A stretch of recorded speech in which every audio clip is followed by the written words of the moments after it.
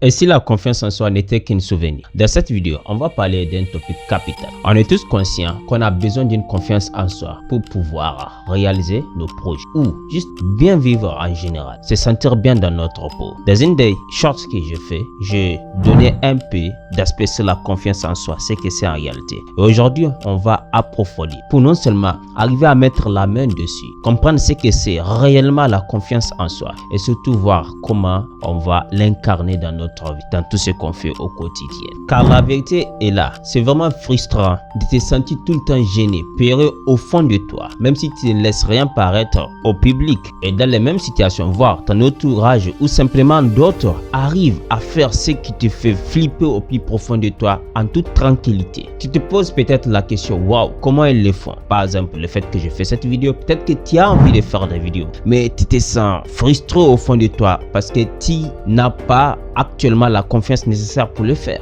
n'est-ce pas? Et la chose dont vous devez comprendre aujourd'hui et pour toujours, je vous invite vraiment à l'incarner. C'est assez simple. Il faut savoir que la confiance en soi en réalité n'est pas un don. J'imagine que vous le savez déjà, mais voilà ce qui peut-être vous a échappé jusque-là. En réalité, la confiance en soi est juste un souvenir.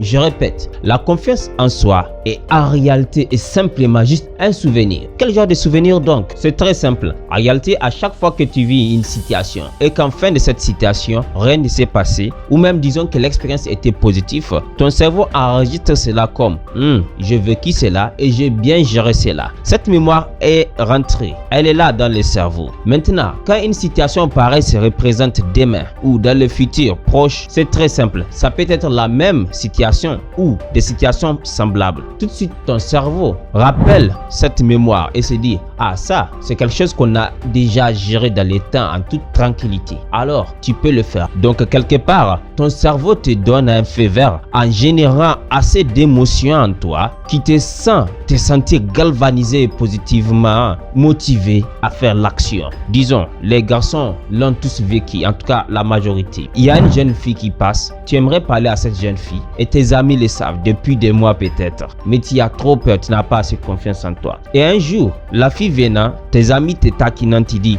je vous assure, aujourd'hui je vais lui parler. La voilà arrivée à ton fada et tu as tellement peur. En fait, tu avais dit cela, mais tu aurais aimé ne rien dire en ce moment. On te dit, vas-y, tu étais obligé d'aller. Au final, la jeune fille te donne son numéro avec un sourire. Demain, cela se répète avec une autre. C'est fini. Tu as ce qu'on appelle la confiance en soi pour aller aborder d'autres jeunes filles. Ça veut dire quoi? Tu as maintenant une mémoire bien précise dans ton cerveau qui te dit, je peux aller